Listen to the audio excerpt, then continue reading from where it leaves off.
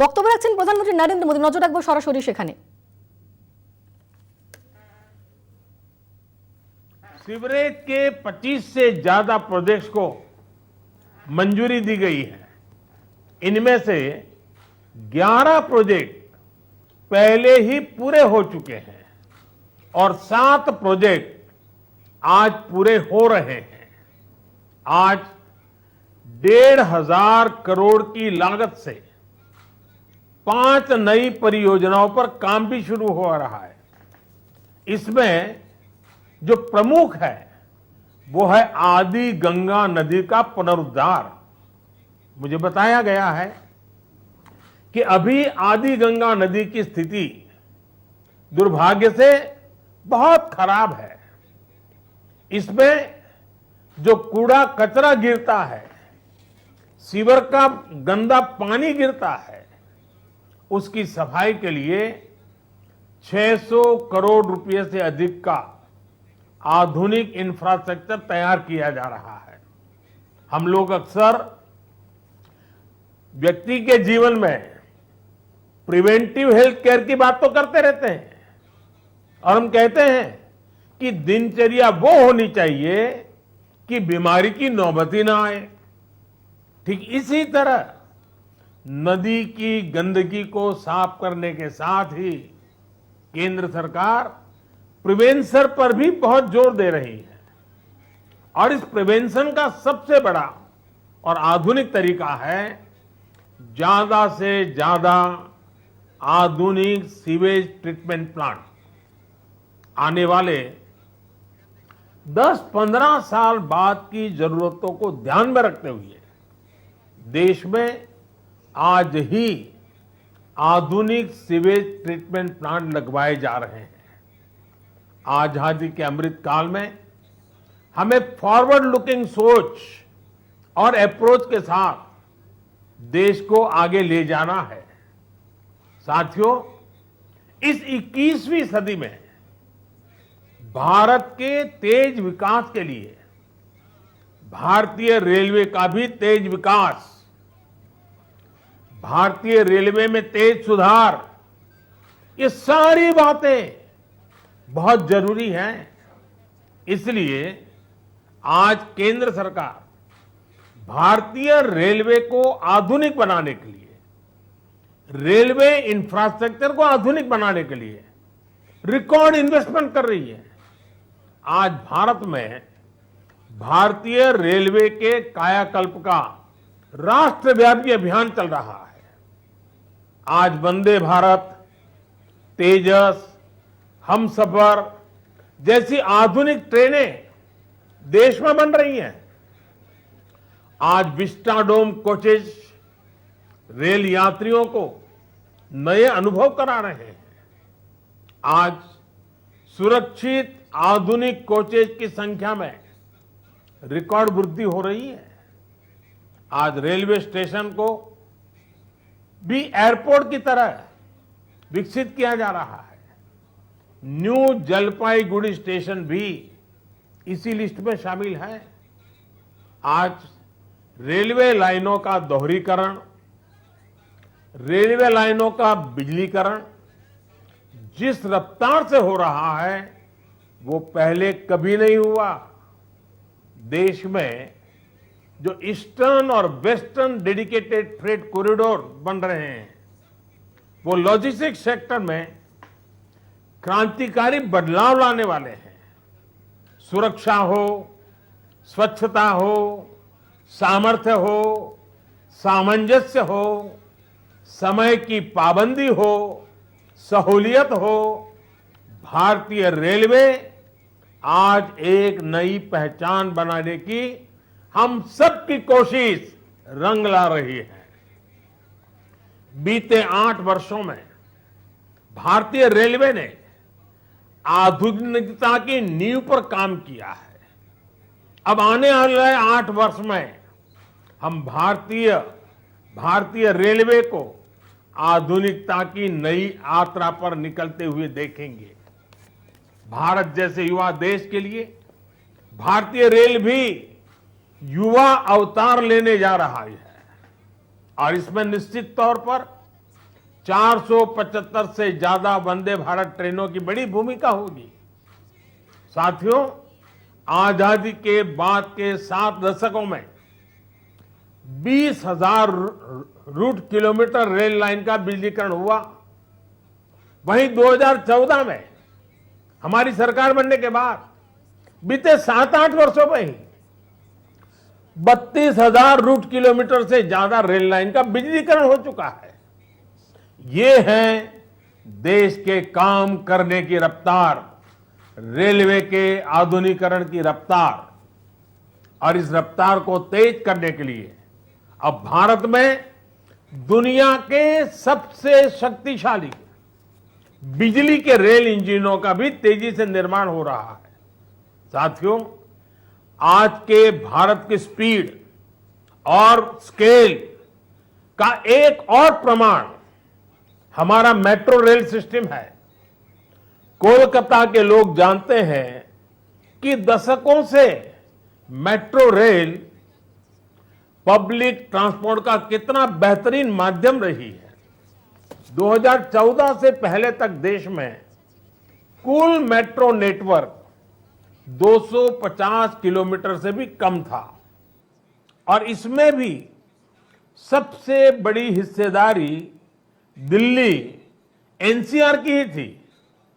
केंद्र सरकार ने इस स्थिति को भी बदलता हुआ है, उसको बदलने का पूरा प्रयास किया है और बहुत तेजी से बदला है। बीते 8 वर्षों में हमने मेट्रो का 2 दर्जन से अधिक शहरों तक विस्तार किया है। आज देश के अलग अलग शहरों में लगभग 800 किलोमीटर ट्रैक पर मेट्रो चल रही है। 1000 किलोमीटर के नए मेट्रो रूट पर तेजी से काम चल रहा है। जोका बीबीडी मार्ग मेट्रो परियोजना इसी संकल्प का हिस्सा है। साथियों, पिछली सदी के भारत की 2 और बड़ी चुनौतियां रही हैं जिन्होंने देश के विकास पर बहुत नकारात्मक असर डाला है। एक चुनौती रही इंफ्रास्ट्रक्चर के कार्यों में विभिन्न एजेंसियों में तालमेल की कमी और दूसरी चुनौती रही ट्रांसपोर्ट के विभिन्न साधनों में भी आपसी तालमेल का जीरो होना। इसका नतीजा ये हुआ कि सरकार के एक विभाग को पता ही नहीं होता था कि दूसरा विभाग कहां नया काम शुरू करने वाला है। इसका खामियाजा देश के ईमानदार टैक्स पेयर को उठाना पड़ता था।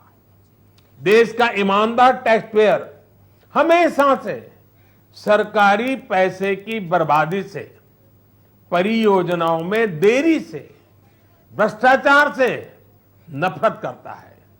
जब वो देखता है कि उसकी गाढ़ी कमाई से दिए हुए टैक्स से गरीब का नहीं बल्कि किसी भ्रष्टाचारी का भला हो रहा है, तो उसका खिन्न होना स्वाभाविक है।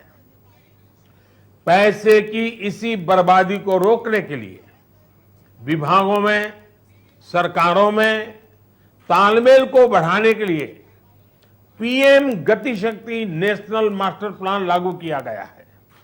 अब चाहे विभिन्न राज्य सरकारें हो, अलग अलग सरकारी विभाग हो, कंस्ट्रक्शन से जुड़ी एजेंसियां हो या इंडस्ट्री के लोग हो, सब एक ही प्लेटफॉर्म पर आ रहे हैं। पीएम गति शक्ति देश में ट्रांसपोर्ट के अलग अलग माध्यमों को जोड़ने, मल्टी मॉडल कनेक्टिविटी के काम को भी गति दे रहा है। आज देश में रिकॉर्ड तेजी से हाईवे बन रहे हैं, एयरपोर्ट बन रहे हैं, वाटरवे बन रहे हैं, नए पोर्ट बन रहे हैं और इसमें भी सबसे बड़ी बात यह कि इन्हें अब इस तरह तैयार किया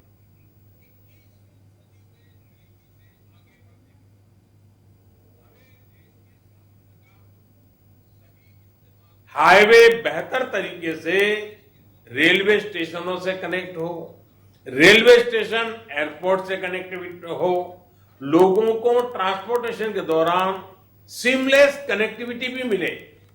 साथियों, 21वीं सदी में तेजी से आगे बढ़ने के लिए हमें देश के सामर्थ्य का सही इस्तेमाल करना होगा। मैं देश के लोगों को वाटरवेज का उदाहरण भी देना चाहता हूं। एक समय था जब भारत में व्यापार, कारोबार और टूरिज्म के लिए वाटरवेज का बड़े पैमाने पर इस्तेमाल होता था। इसलिए कितने ही शहर नदियों के किनारे बसे, नदियों के किनारे इतना औद्योगिक विकास हुआ, लेकिन इस सामर्थ्य को पहले सैकड़ों वर्षों की गुलामी और फिर आजादी के बाद की सरकारी उदासीनता ने तबाह कर दिया। अब भारत अपनी इस जल शक्ति को बढ़ाने पर काम कर रहा है। देश में 100 से ज्यादा वाटरवेज और विकसित किए जा रहे हैं।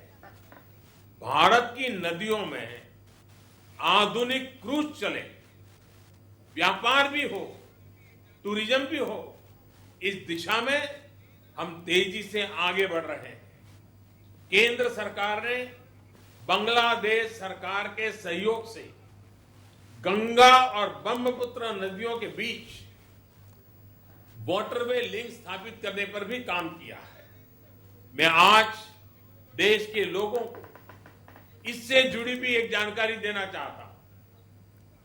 13 जनवरी 2023 को काशी से, वाराणसी से एक क्रूज जा रहा है जो 3200 किलोमीटर लंबे वाटरवे से होते हुए, बांग्लादेश से होते हुए डिब्रूगढ़ तक पहुंचेगा।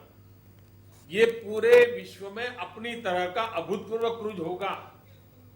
ये भारत में बढ़ते क्रूज टूरिज्म का भी प्रतिबिंब बनेगा। मैं पश्चिम बंगाल के लोगों से भी आग्रह करूंगा कि इसका जरूर लाभ उठाएं। वैसे आज मैं एक और बात के लिए विशेष तौर पर बंगाल के लोगों को नमन करना चाहता हूं। बंगाल के लोगों में देश की मिट्टी के प्रति जो प्रेम रहा है, उसका तो मैं हमेशा कायल रहा हूं। देश के विभिन्न हिस्सों को जानने के लिए, देश के विभिन्न हिस्सों में भ्रमण के लिए बंगाल के लोगों में जो उत्साह होता है वो अद्भुत होता है।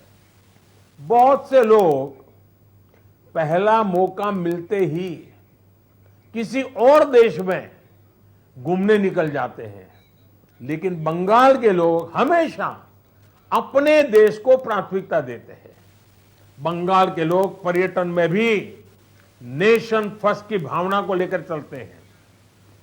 और आज जब देश में कनेक्टिविटी बढ़ रही है, रेलवे, हाईवे, वाटरवे आधुनिक हो रहे हैं, तो इससे ईज ऑफ ट्रैवल भी उतना ही बढ़ रहा है। इसका बड़ा लाभ बंगाल के लोगों को भी मिल रहा है।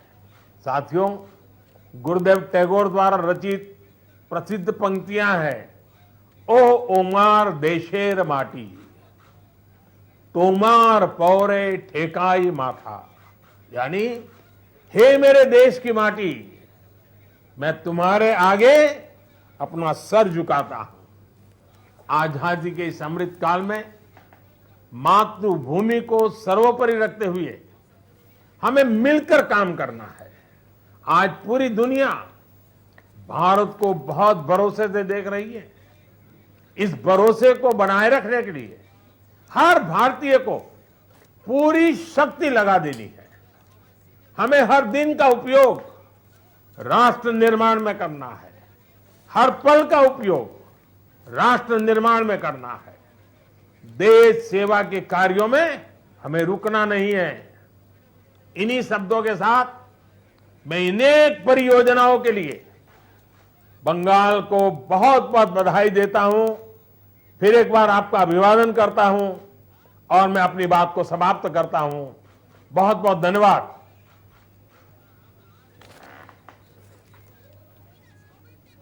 और कार्यक्रम के समापन में বন্দে ভারত এক্সপ্রেসের ভার্চুয়াল উদ্বোধন করলেন প্রধানমন্ত্রী নরেন্দ্র মোদী। তিনি বক্তব্য রাখলেন। অনুষ্ঠানে রয়েছেন মুখ্যমন্ত্রী মমতা বন্দ্যোপাধ্যায়ও। আমরা দেখতে পাচ্ছি বন্দে ভারত এক্সপ্রেসের ভেতরের ছবি। বন্দে ভারত এক্সপ্রেসের সফর সঙ্গী রয়েছে কলকাতা টিভিও।